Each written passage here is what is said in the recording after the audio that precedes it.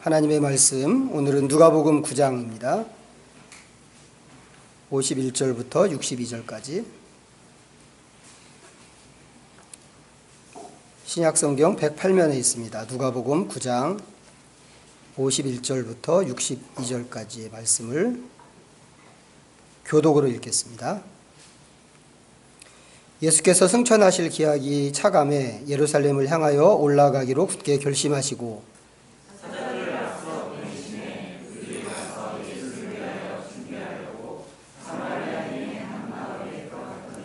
예수께서 예루살렘을 향하여 가시기 때문에 그들이 받아들이지 아니하는지라.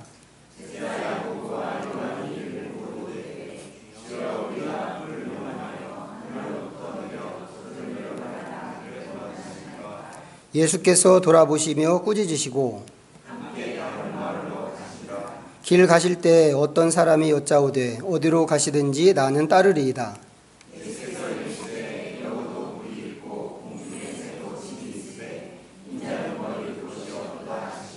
또 다른 사람에게 나를 따르라 하시니 그가 이르되 나로 먼저 가서 내 아버지를 장사하게 허락하옵소서.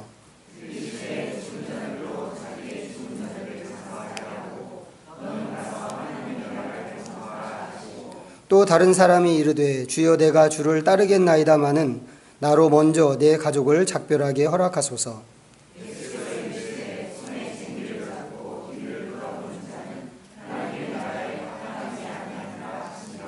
아멘. 준비하신 찬양으로 하나님께 영광 돌립니다.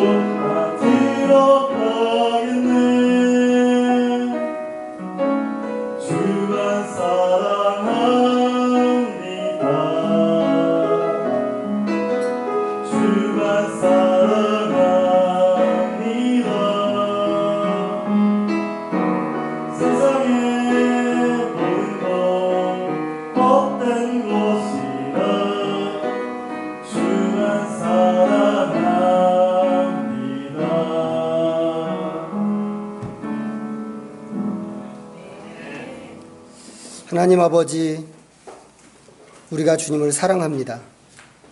하나님께서 우리를 사랑하시는 것과 비교할 수 없지만 연인을 사랑하고 그리워하듯이 우리가 하나님을 늘 사랑하고 그리워하기를 원합니다. 아침에 눈을 뜨면서 저녁에 잠자리에 들기까지 오직 우리 마음의 관심이 하나님에게만 집중되게 하여 주옵소서. 오늘도 우리에게 귀한 말씀을 주신 것을 감사하오니 주님을 따르는 하나님의 백성으로서, 주님의 제자로서 우리가 과연 어떠해야 하는가를 말씀을 통하여서 잘 배울 수 있도록 저희들에게 지혜를 허락하여 주옵소서. 예수님의 이름으로 기도드립니다. 아멘. 오늘이 2019년 딱 절반 되는 날입니다. 알고 계셨나요? 어떻게 날짜가 딱 그렇게 됐는데 새해라고 시작한 게 얼마 안 되는 것 같은데 벌써 절반이 그냥 이렇게 휙 지나가 버렸습니다. 보통은 이제 우리가 연말 되고 또 새해를 시작할 때 이제 우리 자신을 좀 돌아보고 정리하고 또 반성도 하고 또 새해를 어떻게 보낼 것인가 계획도 하고 하는데 우리가 지금쯤 이제 절반 지낸 지금쯤 한번 중간 점검을 해보는 것도 좀 좋은 일이 아닐까 이제 이렇게 생각이 좀 듭니다. 자, 아시겠지만 예수님은 목표를 갖고 사시는 그런 분이셨습니다. 물론 그 목표가 예수님의 어떤 독자적인 목표라기보다는 하나님께로부터 받은 목표였죠. 하나님께서 목적을 주시고 보내시고 이 땅에서 사시게 하시고 뭐 이렇게 하셨는데 그럴지라도 예수님께서 하나님이 주신 이 목표를 잠시도 잊어버리신 적이 없습니다. 그래서 우리가 그냥 이렇게 볼 때는 예수님이 슬슬 뭐 유람이나 하신 것 같고 유람 중에 뭐 하나님 나라의 어떤 능력을 발휘하시고 병도 고치시고 이렇게 하신 것처럼 보이지만 실제로는 그렇지 않고 당신이 어디를 향해서 가시는지 또 무엇을 위해서 사시는지를 항상 붙잡고 가셨습니다. 제자들은 어떨까요? 예수님 따르는 제자들도 사실은 마찬가지입니다. 제자들은 이 목적을 갖고 움직이시는 예수님을 따르는 사람들이기 때문에 늘 그 예수님의 목표에 연동돼서 사는 사람들이란 말이죠. 물론 이제 그들 나름대로 개인적인 목표가 있기는 있었습니다. 하지만 예수님께서 그것까지도 그 개인적으로 제자들이 갖고 있는 그 목적까지도 예수님의 관점에 맞게끔 이렇게 맞춰 가시는 그런 중이십니다. 이제 그 과정에서 제자들은 하나님 나라의 원리가 무엇인가 하는 것을 배워야 하죠.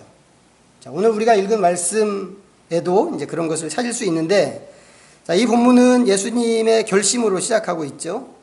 예수께서 승천하실 기약이 차감해 예루살렘을 향하여 올라가기로 굳게 결심하시고, 짧은 구절입니다. 짧은 구절이지만 이 구절이 예수님에 대해서 몇 가지를 우리한테 알려주는데, 예수님께서 시간적인 목표와 공간적인 목표를 갖고 계시구나 하는 것이 우리가 첫 번째로 발견하게 되는 내용이고, 또 그 다음에는 이 목표를 향한 예수님의 의지가 너무 분명하구나 하는 것도 이 구절을 통해서 우리가 발견하게 됩니다. 예수님이 예루살렘을 향해서 가시기로 마음을 정하셨습니다. 이 예루살렘이 어떤 곳인가요? 예루살렘? 원론적으로 얘기하면 이스라엘의 수도죠. 백과사전에 제일 처음에 나오는 대목입니다. 신학적으로는 하나님의 도성이라고 알려져 있는 그런 도시입니다. 그곳에 하나님의 성전이 있고 명절이 될 때마다 유대인들은 예루살렘을 향해서 순례의 길을 갑니다. 이 순례, 명절 순례라고 하는 것은 늘 이스라엘 사람들 마음 안에 우리가 이 기회를 통해서 하나님께 나간다라고 하는 그런 의미를 갖고 있습니다. 이 순례가 그런 순례란 말이죠. 그런데 예수님한테는 그런 거 말고도 또 다른 의미가 있는 곳이 예루살렘입니다. 어떤 의미일까? 조금 앞으로 가셔서 30절을 한번 보시죠. 30절. 누가복음 9장 30절과 31절. 자, 두 절을 같이 한번 읽어보겠습니다. 시작. 문득 두 사람이 예수와 함께 말하니 이는 모세와 엘리야라. 영광 중에 나타나서 장차 예수께서 예루살렘에서 별세하실 것을 말할세. 이 말씀은 변화산에 올라가셨을 때 있었던 내용입니다. 가장 가까운 제자 3명만 데리고 변화산에 올라가셨죠. 그때 베드로, 요한, 야고보 이렇게 3사람이 올라갔는데 베드로는 어안이 벙벙해서 눈만 껍벅거리고 있는 이제 그런 모습입니다. 이제 그럴 때 예수님께서 모세와 엘리야를 만나서 당신의 운명에 대해서 지금 대화를 나누고 계시는 것입니다. 그렇다면 예루살렘은 예수님에게 어떤 곳이겠어요? 죽음이 기다리는 그런 곳이란 말이죠. 영광의 장소가 아니고 수치의 장소인 것입니다. 보통은 이제 이런 얘기가 나오면 그 자리를 피하려고 그러죠. 꾸역꾸역 그 수치가 있는, 죽음이 있는 그곳을 향해서 들어가려고는 하지 않습니다. 그런데 예수님께서 그 자리를, 그 시간을, 그 장소를 피하려고 하시지 않고 오히려 그 일을 이루어야 하는 때가 가까이 온 것을 아시고 결단을 하시는 겁니다. 내가 이제 예루살렘으로 가야겠다. 그 시간과 장소가 운명적으로 자신에게 정해져 있다고 하는 것을 예수님이 알고 있는 것입니다. 변화산에서도 하늘의 소리가 있었습니다. 제자들에게 주는 소리였는데, 이는 나의 아들 곧 택함을 받은 자니 너희는 그의 말을 들어라 라고 하는 말씀입니다. 제자들이 들은 그 소리니까 예수님도 당연히 들으셨겠죠. 그리고 이 소리가 무슨 소린가도 아셨을 것입니다. 당신 자신이 메시아로 오신 그런 존재다라고 하는 것이었고, 예루살렘에서 죽는 것이 하나님의 뜻이다라고 하는 것도 아셨을 거란 말이죠. 그래서 피하지 않으시고 그리로 가시기로 굳게 결심을 하셨는데, 이렇게 하는 것이 메시아에게 주어진 운명이라고 예수님이 생각하셨기 때문입니다.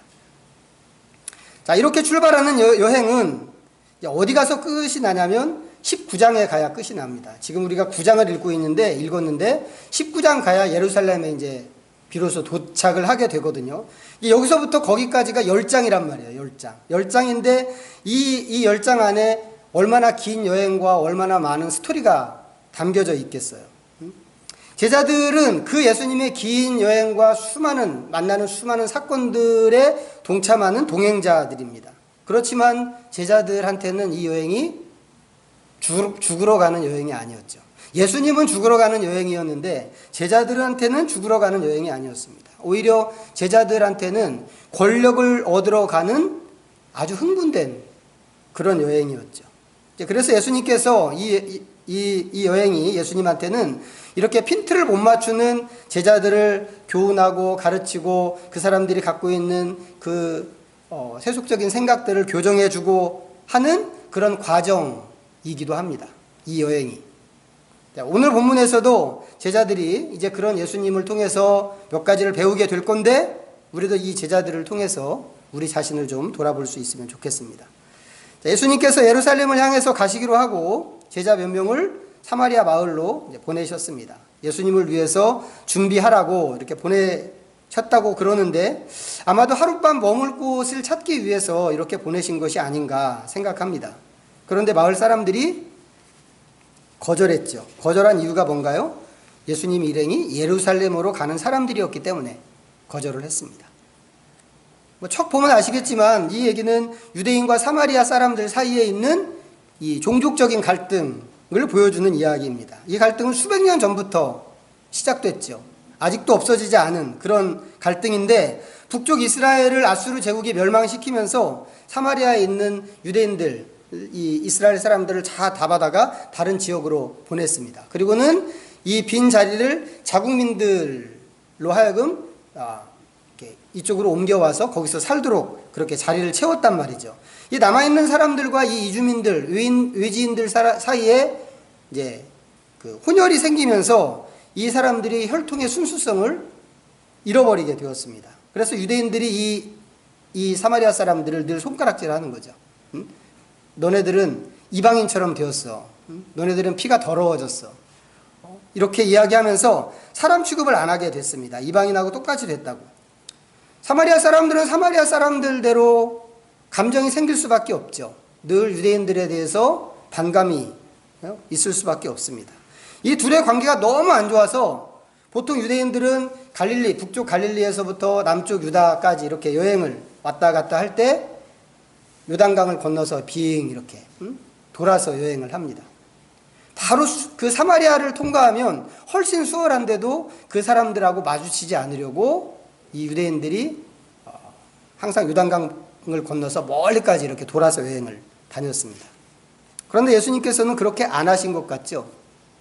수가성 여인 이야기에서도 보면 사마리아를 관통해서 가신 것으로 되어 있고, 또 오늘 본문에서도 예수님이 이렇게 하셨는데 사마리아 사람들이 예수님의 그런 마음을 알아주지 못한 것입니다. 그저 일단의 유대인들이 예루살렘에 가는 중이라고 하니까 적대감정을 갖고 배척을 했습니다. 수가성 사람들은 똑같은 사마리아 사람 족속이었지만 예수님한테 더 머물러 주시기를, 며칠을 더 머물러 주시기를 요청했죠. 그렇게 한 이유는 예수님이 메시아라고 하는 것을 이 수가성 주민들이 알았기 때문에 그렇습니다. 본문에 나오는 사람들이 예수님을 거절한 것은 예수님이 메시아라고 하는 사실을 몰랐기 때문이 아닐까 싶은 생각이 듭니다. 그런데 이렇게 적대적으로 나오는 이 사마리아 사람들을 바라보는 제자들이 문제입니다. 특히 본문에서 야고보와 요한이 발끈해서 나섰는데 54절 보세요. 제자 야고보와 요한이 이를 보고 이르되 주여 우리가 불을 명하여 하늘로부터 내려 저들을 멸하라 하기를 원하시나이까. 이 두 사람 형제죠. 세베대의 아들들이라고 다른 성경에 소개되어 있는데 성경이 급하고 굉장히 다혈질인 그런 사람들입니다. 그래서 예수님께서 이 두 사람한테 붙여준 별명이 우레의 아들이었습니다. 이 친구들은 예수님의 나라에서 높은 자리를 차지하겠다고 다른 제자들이 앞서서 선수를 쳤던 그런 적이 있었습니다. 그만큼 힘에 대한 야망을 가진 사람들이기도 하다는 거죠. 엄마까지 동원해서 그런 짓을 했는데 엄마가 그 일에 동원된 것을 보면 집안이 그런 집안이 아닌가 싶기도 합니다. 그런가 하면 요한은 베드로하고 경쟁하는 장면들이 성경에 자주 등장하는데 지구는 못 사는 또 그런 마음과 기질을 갖고 있는 사람이기도 합니다. 오늘 본문에서 제가 발견하는 것은 이 친구들의 믿음입니다. 불을 명하여 하늘로부터 내려오는 것, 이거 엘리야가 했던 거잖아요. 아합 왕 시대에 바알 선지자와 아세라 선지자 850명을 대적해서 850대 1로 붙어가지고는 이런 불로 하나님만이 하나님이라고 하는 것을 증명하고 그 대적될 850명의 이방 선지자들을 몽땅 잡아다가 죽인 게 엘리야였습니다. 야고보와 요한이 지금 그런 생각을 하고 있는지 모르겠는데 분명한 것은 뭐냐면 자기들이 명령하면 불이 그렇게 내려올 거라고 지금 믿는다고 하는 것입니다. 이 믿음이 정말 대단하죠. 대단할 뿐만 아니라 또 하나님에 대한 열심도 대단한 사람들입니다. 그 열심이 너무 특별해서 메시아를 거절하는 이 사람들은 그렇게 그런 불심판으로 죽어야 한다라고 확신하고 있는 겁니다. 그것뿐인가요? 이 신념이 얼마나 철저했는지 예수님도 틀림없이 그렇게 생각하실 거라고 지레짐작을 하고 있는 것입니다. 이 요한은 우리가 읽은 본문 앞단락에서도 다른 사람을 배척하는 행동을 했습니다. 우리가 읽지는 않았습니다만 제자가 아닌 어떤 사람이 예수님의 이름으로 귀신을 쫓아내고 있었는데 그것을 보고는 그 사람으로 하여금 너 그런 짓 하지 마라고 이렇게 그 행동을 금지시켰죠. 그 사람이 적대자는 아니지만 자기 그룹에 들어와 있지 않기 때문에 마땅히 그런 일들을 해서는 안 된다고 생각한 것입니다. 그리고는 오늘 본문에 와서는 적대하는 사람들은 다 죽어도 마땅하다라고 생각하는 겁니다. 우리도 그런 생각 좀 갖는 때가 있나요? 아닌가요? 너무 이런 잔인한 생각은 우리 안 하나요? 근데 가만히 생각해 보면 우리 이 자리에 있는 우리는 누구를 죽이고 저건 죽어야 돼 이런 생각을 안 할지 모르겠는데 우리가 사는 이 시대에는 이런 경우가 있습니다. 어떻게 보면 옛날보다 그런 마음들이 더 강해지지 않았나 하는 생각이 들 정도입니다. 왜냐하면 모든 영역에서 대립하고 배척하는 일들이 계속 일어나고 있기 때문에 그렇습니다. 우리 주변에 뉴스로 우리가 듣는 것만 보더라도 그렇죠. 우리나라에서 제일 심하게 대립되는 게 뭔가요? 좌우 대립이죠. 좌우 대립. 그래서 생각해보면 글쎄 우리나라 사람들이 이 대한민국에 적을 둔 사람들이 과연 이 좌우의 진짜 의미를 알고는 있는가? 저게 의문이 듭니다. 제가 볼 때는 이 좌우를 제대로 이해하는 사람은 거의 없다고 생각을 하는데, 그런데도 좌우가 나뉘어서 아주 극심하게 대립을 합니다. 그래, 이게 어떤 대립인가, 도대체 어떤 건가, 이렇게 좀 열어서 보면 실제로는 그 대립이 뭐예요? 나하고 다르다, 이거죠. 나하고 다르다.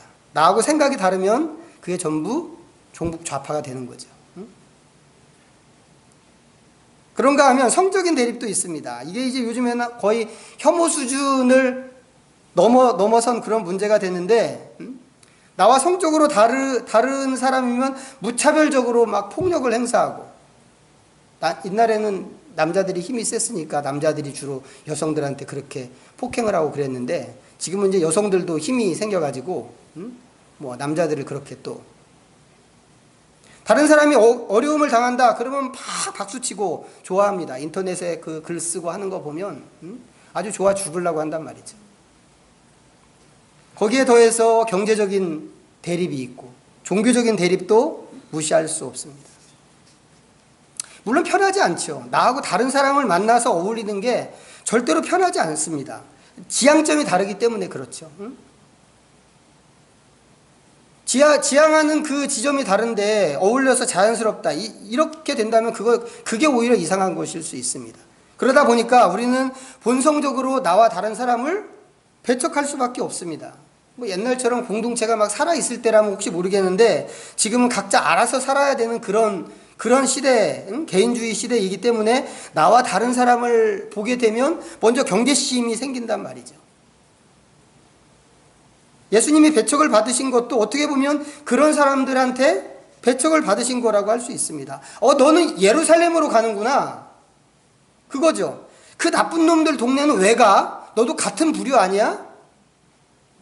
이렇게 생각을 한 거죠. 그런데 우리가 발견하는 것은 뭐냐면, 예수님의 제자들한테서도 이런 배척의 태도를 또 똑같이 발견한다고 하는 겁니다. 야고보와 요한, 특히 요한이 그런 부류였는데, 거기에 더해서 이 제자들은 예수님의 제자가 된다고 하는 것을 큰 특권으로 생각했죠. 특권은 뭔가요? 특권은 다른 사람하고는 공유하면 안 되는 거죠. 나만 갖고 있어야 그게 특권입니다. 그게 진정한 특권인 거죠. 요한은 앞에서 그런 특권을 주장했어요. 예수님의 이름으로 귀신을 내쫓는 사람을 향해서, 야, 그거는 나만 하는 건데 네가 왜 해? 라고 이렇게 자기 특권을 주장했는데, 오늘 본문에서는 그 특권을 다른 사람을 심판하는데 사용하겠다고 그랬단 말이죠. 그런데 예수님께서 막으셨습니다. 이 요한 형제를 꾸짖으시고 다른 마을로 가셨죠. 이 부분이 예수님과 제자들 사이에 핀트가 안 맞는 그런 부분입니다. 야고보와 요한이 이렇게 분노한 것은 뭐 어떻게 보면 기질의 문제일 수 있습니다. 그렇지만 또 다른 측면에서 보면 충성심 때문에 그런 것일 수도 있죠. 예수님에 대한 충성심. 아니, 이것이 어떻게 우리 주님한테, 이런 마음으로 그랬을 수도 있겠죠. 만약에 그렇다면, 충성심 때문에 이 요한이 이렇게 반응했다면 예수님은 제자의 그런 태도를 좀 좋게 봐주셔야 하지 않을까 하는 생각이 듭니다만, 예수님 생각에는 지금은 그런 때가 아니다 라고 하는 겁니다. 지금은 심판의 때가 아니란 말이죠. 오히려 지금은 계속해서 포용하고 사람들에게 기회를 주고 초대해야 하는 그런 때다라고 하는 것입니다. 예수님이 이 세상에 오신 것은 그것을 위해서 오신 것이죠. 물론 예수님을 받아들이지 않는 사람들은 심판을 받게 될 것입니다. 장차 심판을 틀림없이 받겠죠. 하지만 지금은 심판이 아니고 기회가 주어지는 시기란 말이죠. 거절하고 배척하는 사람들에게도 기회를 더 많이 주고, 한 사람이라도 하나님의 초대에 나올 수 있도록 하는 그것이 예수님의 마음이고 예수님이 이 세상에 오신 목적이다라고 하는 것입니다. 예수님의 그 마음을 전하기 위해서 부름받은 사람들이 제자들이죠. 심판은 하나님이 하시는 일이지 제자들이 할 일이 아닙니다. 제자들은 뭐 해야 되나요? 초대장을 나눠주는 거죠. 초대장. 그게 제자들이 해야 하는 가장 중요한 일입니다. 당연히 이런 사람들 만났다고 하더라도 화를 낼 필요도 없고 화를 내서도 안 되는 것이죠. 화내는 것은 하나님께 맡겨드리고, 제자들은 초대를 받아들이는 사람들 찾아다니면 그것으로 되는 일입니다.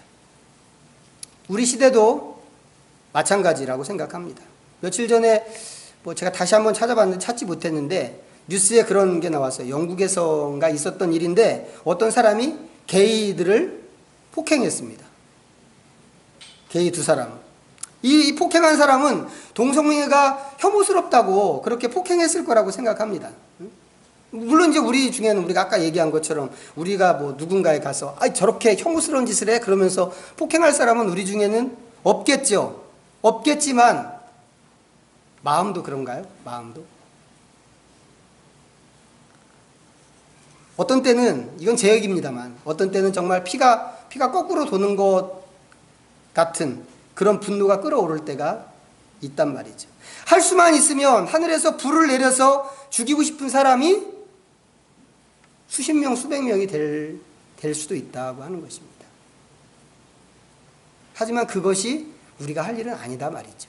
설사 그런 능력이 우리에게 있다고 하더라도 그게 우리가 할 일은 아니다 라고 하는 것입니다.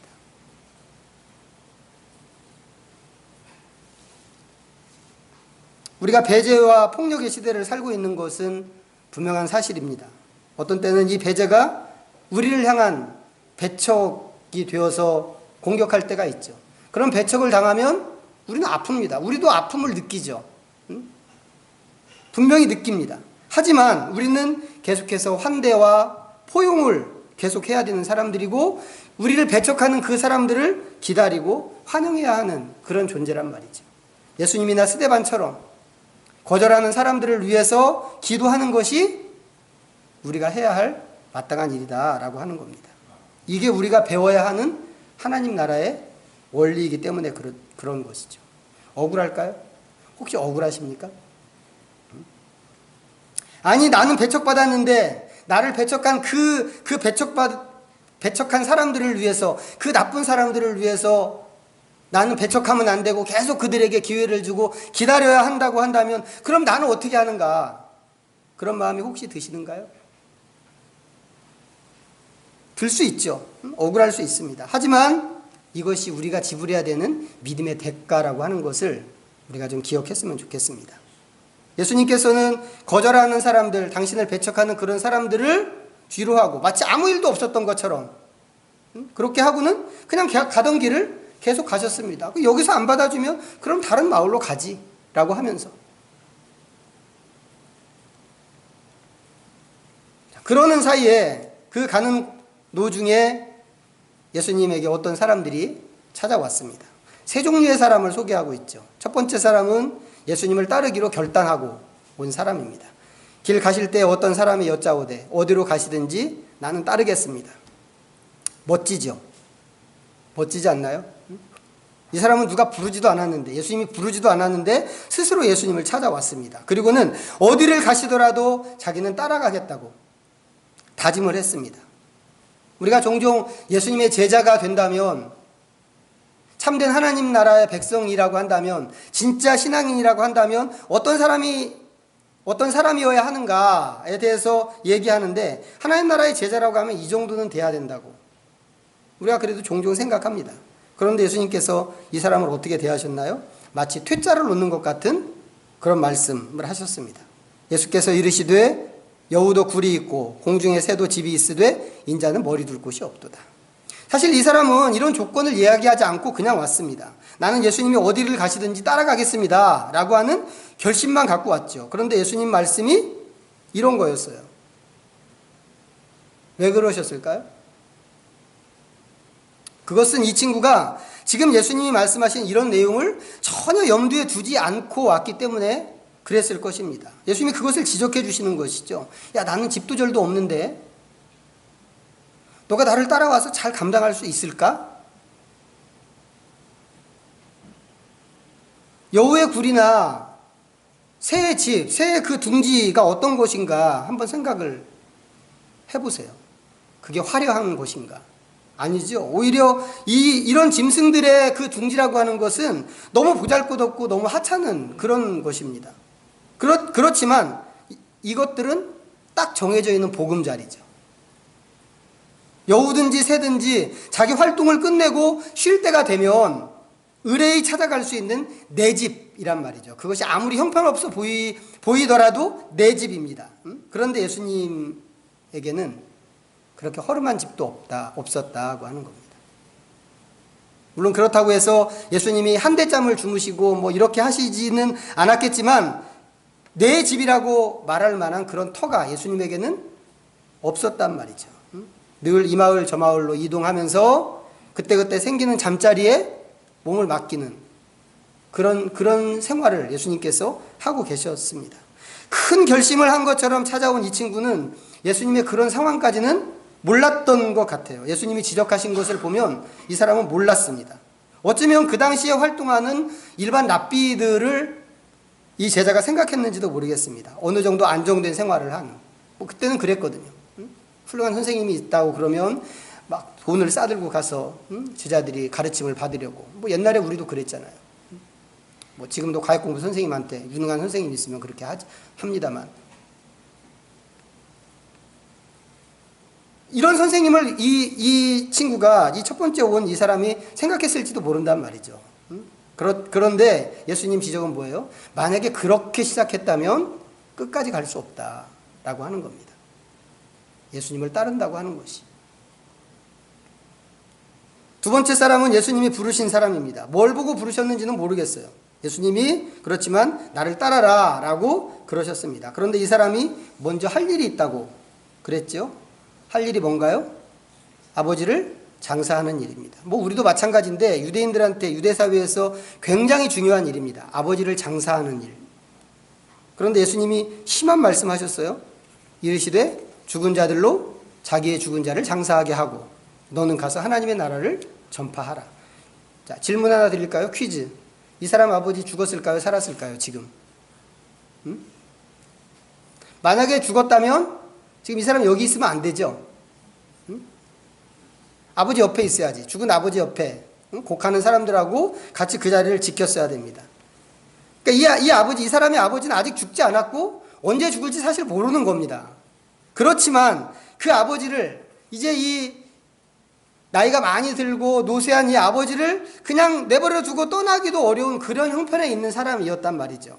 아버지를 장사하게 해달라고 한 것은 아마도 그런 시간을 좀 기다려 달라고 하는 그런 얘기였을 것입니다. 하지만 그런 날이 언제 올지 그것은 아무도 모릅니다. 어울리는 얘기가 될지 모르겠는데 어떤 청년이 선교에 대한 세계 선교에 대한 부담감을 좀 많이 갖고 있었습니다. 이 친구는 하나님께서 자기를 세계 선교에 부르신다고 늘 생각하고 있고 언젠가는 자기가 선교지를 향해서 떠나야 된다고 이렇게 생각하고 있었습니다. 그런데 결단을 아직 못하고 있습니다. 결단하지 못하는 이유가 뭐냐면 결혼을 해서 가야 하기 때문에 그렇습니다. 이해가 되나요? 그 심정이? 이해가 되죠? 아니 이미 나이는 꽉 찼는데 결혼도 안 하고 그냥 선교지에 혼자 가게 되면 결혼할 기회가 점점 더 멀어진단 말이죠. 제가 선교지로 떠날 때도 좀 그랬거든요. 제가 21살 때부터 하나님 나 장가 좀 보내주십시오. 그렇게 기도했는데 아니 어느 날 목회 잘하고 있는데 선교지를 가라고 그러셔서 그러면 이제 어떻게 되나?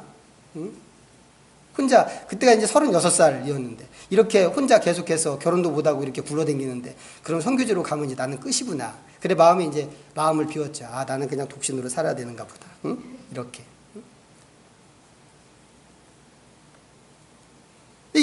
제가 말씀드린 이 친구는 좀 그런 거란 말이죠. 어떻게 해서든지 결혼을 해서 좀 부부가 같이 나가야 선교지에서도 좀 안정된 생활을 할 수 있고 자기가 안정되게 사역도 할 수 있고 뭐 여러 가지가 유익하기 때문에 저한테도 많은 사람들이 그랬어요. 결혼해서 나가라고.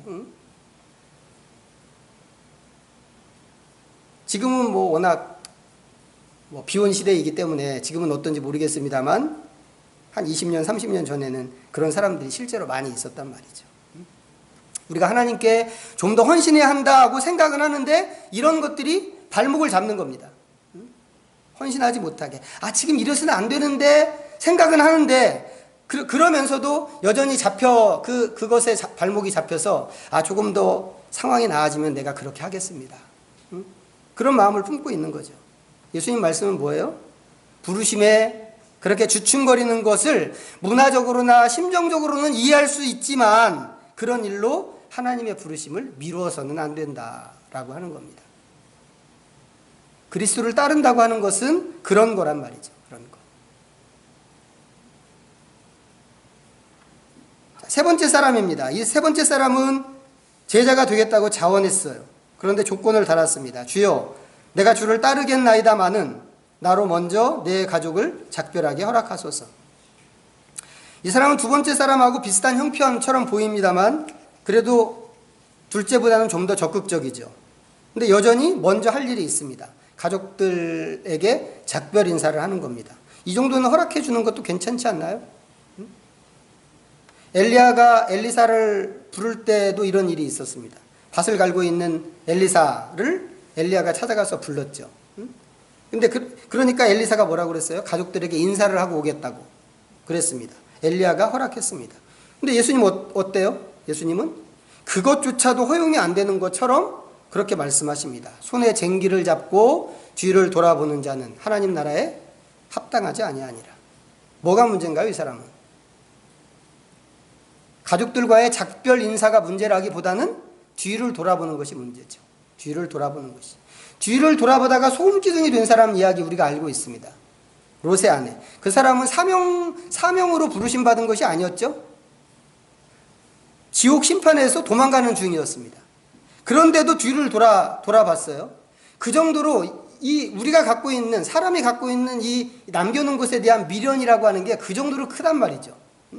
지금 목숨이 왔다 갔다 하는 자리에서 몸만 간다고 하더라도 하나님 감사합니다. 이렇게 할 판인데 그 남겨놓은 것에 대한 미련이 있어서 뒤를 돌아보다가 그 기회를 놓쳤습니다.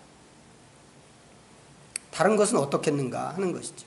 구원의 기회든지 사역의 기회든지 뒤를 돌아보는 것으로는 기회를 잡을 수가 없다라고 하는 것입니다. 롯의 아내와 비교할 때 엘리사는 완전히 반대의 경우였습니다. 자기가 밭 갈던 기구를 장작으로 삼았고 밭 갈던 소를 잡아서 그 장작불 위에 제물로 하나님께 제사를 드렸습니다. 무슨 뜻이었겠어요? 돌아오지 않겠다는 거죠. 뒤돌아보지 않겠다고 하는 겁니다. 예수님이 생각하시는 하나님 나라에 합당한 사람이 바로 그런 사람이란 말이죠. 엘리사처럼. 내가 이제 모든 것들을 다 팽개치고 이제는 완전히 무너뜨리고 내가 이 자리로는 다시 돌아오지 않겠습니다. 그렇게 해야 예수님을 따라갈 수 있고 또 끝까지 따라갈 수 있기 때문에 그렇다고 하는 것입니다. 오늘 읽은 말씀은 예수님을 따른다고 하는 것이 도대체 무엇인가에 대해서 보여주는 말씀입니다. 우리가 앞으로 얼마 동안 누가복음을 보면서 이 얘기를 계속 할지 모르겠어요. 하나님 백성은 어떠해야 하는가? 하나님을 믿는다고 하는 것은 무엇인가? 예수를 믿는다고 하는 것은 무엇인가? 이런 얘기를 계속 할지 모르겠는데 이 과정에서 이 얘기를 우리가 잘 유심히 살피고 듣고 묵상하고 정리하고 할 수 있으면 좋겠습니다. 너무 당연한 얘기지만 하나님의 나라는 이 세상 나라하고 완전히 다릅니다. 너무 다른 나라죠. 어떤 것이 다른가요? 그 중에서 여러 가지가 다르지만 그 중에서 가치관이 정말 다릅니다. 우리가 지금 생각할 때 중요하다 이렇게 생각하는 것들이 하나님의 나라에서는 하나도 중요하지 않은 것들이 너무 많단 말이죠.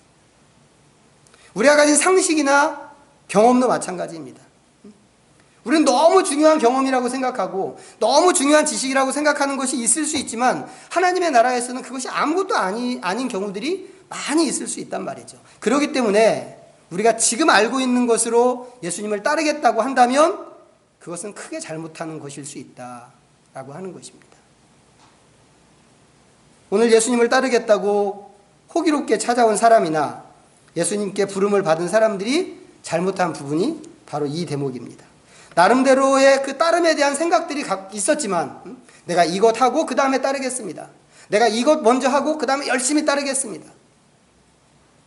이런 생각들이 나름대로 있었지만 그런 생각들이 예수님의 기준에는 미치지 못했던 것이죠. 야고보와 요한은요, 이 사람들 시작 잘했죠. 아버지를 버려두고 그물을 버려두고 시작을 잘했습니다. 시작 잘한 야고보와 요한이었지만 그런 사람들, 그런 제자들조차도 여전히 배워야 하는 부분들이 있었다라고 하는 것입니다. 그들이 갖고 있는 생각, 가치관, 그들이 가지고 있었던 어떤 기준, 이런 것들을 교정해야만 하는 그런 위치에 이 사람들이 있었다는 것이죠. 우리에게 이런 깨달음이 있기를 바랍니다. 그래서 정말 하나님 나라의 우선순위를 두고, 그 가치에 우선순위를 두고, 거기에 그 기준에 맞게 우리 자신을 잘 조정해서 주님의 부르심을 들을 때 주춤거리지 않고 즉각 일어나서 쫓아가고 뒤도 돌아보지 않는 그런 참된 예수 그리스도의 따름이들, 믿음의 사람들이 다 되시기를 축복합니다. 기도하겠습니다. 이 시간에도 우리가 오늘 주신 말씀 잠시 기억하면서 하나님 앞에 묵상하며 나가겠습니다.